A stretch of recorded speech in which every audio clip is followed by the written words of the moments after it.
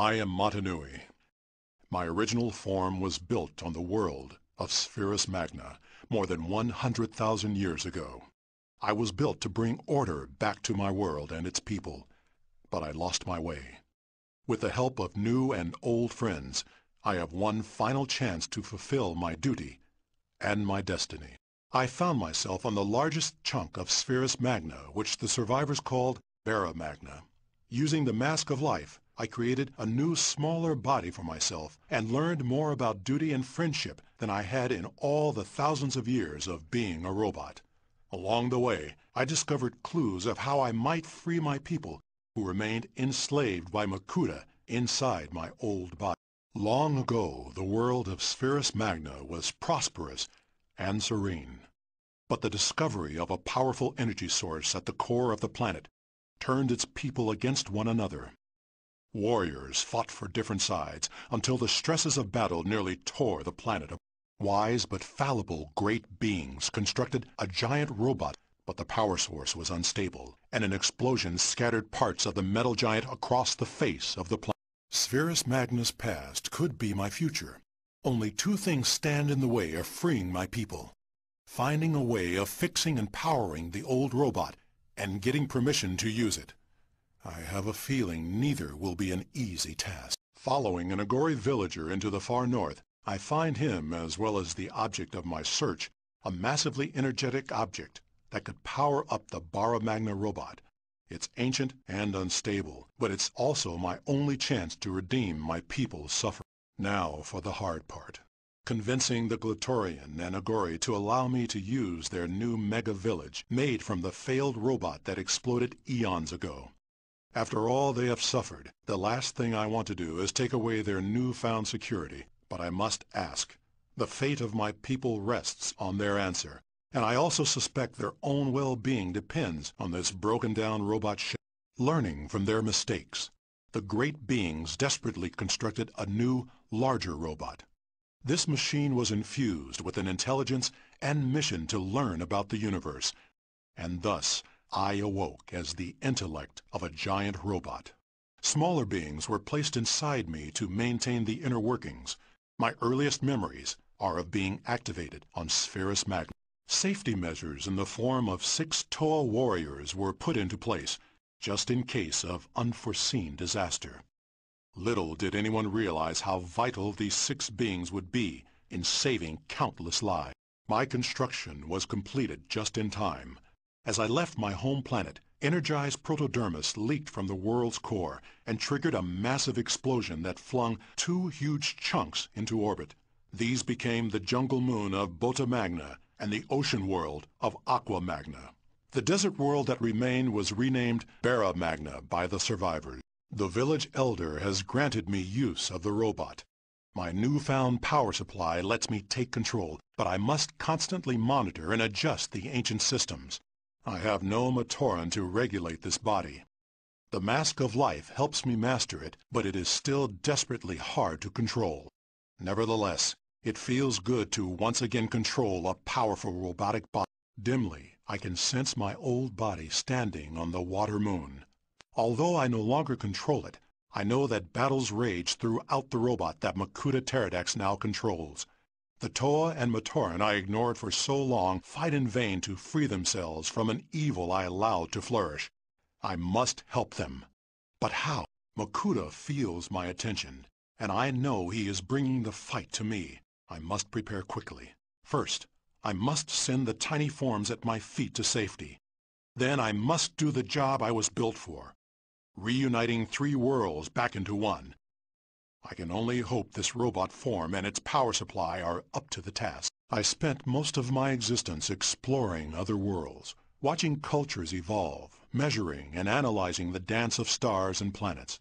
After a time, I took the beings inside my mental body for granted, ignoring them and their constant squabbles to focus on the outside universe.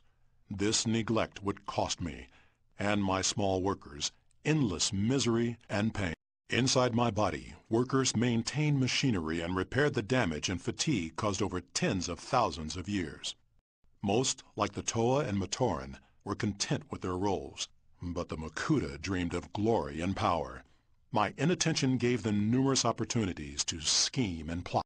Power surges through my body, out through my metal fingertips, and I begin the process of reuniting both moons with Barra Magna.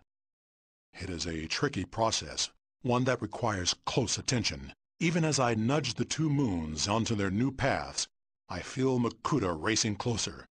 Time grows short. Desperately, I try to convince Makuta that we must work together, that we can save everyone and everything if we join forces. But as I feared, his insane lust for power overrides all logic. We both know we'll come to blows, and I am not certain if my new body can take the punishment. My old body is powerful, this new one unstable, but I must try. Before blows are struck, I sense familiar beings escaping from Makuta. Sparing a small bit of my attention, I watch brave Tahu and a strange Toa of light fight their way free. They are followed by new yellow Rakshi. Makuta has been busy. Makuta attacks me, dragging up strength from both the mask of life and my unstable power supply. I am able to hold off this evil, but I cannot defeat it without damaging my people inside. This battle distracts me from reuniting Spherus Magna, but unless I can defeat Makuta, it will all be for nothing. I only wonder how long my strength will last. As if there wasn't enough to worry about, now Makuta is attacking my Glatorian and Agori friends. I can't concentrate on that right now, no matter how desperate they are. But perhaps I can steer Makuta away from my friends scurrying at our feet. Finally, my journey drew to its close. As I traveled back to the planet of my construction to fulfill my final destiny, one ambitious Makuta attacked. Pterodax crashed my systems and sent my robotic body plummeting into the ocean moon of Aqua Magna. There, I slept for 1,000 years. Automatic systems camouflaged my face, one of the only parts of my body above the waterline. A fake volcano was created along with lush jungles, icy mountains, deep lakes, deserts, and caverns.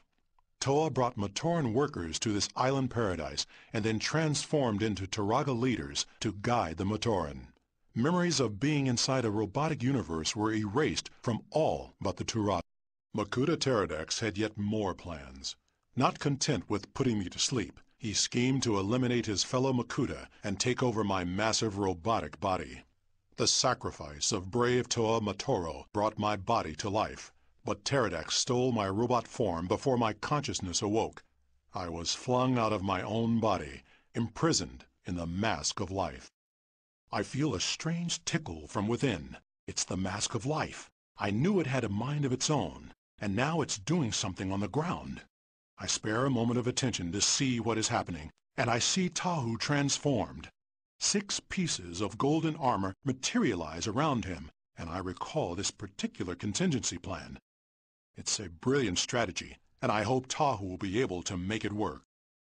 My moment of distraction allowed Makuta to scatter the armor, and I see enemies picking them up. It's all I can do to fend off Makuta's attack. There's nothing I can do to help Tahu. Reluctantly, I focus back on Makuta, and I am forced to ignore the battle raging at my feet. Makuta Pterodax feels no hesitation in using all the power at his disposal. I, on the other hand, am limited in my concern for those on the ground below me. I dare not unleash my full power and risk their harm. My restraint is costing me, however, and Pterodax senses it. I cannot hold off defeat much longer.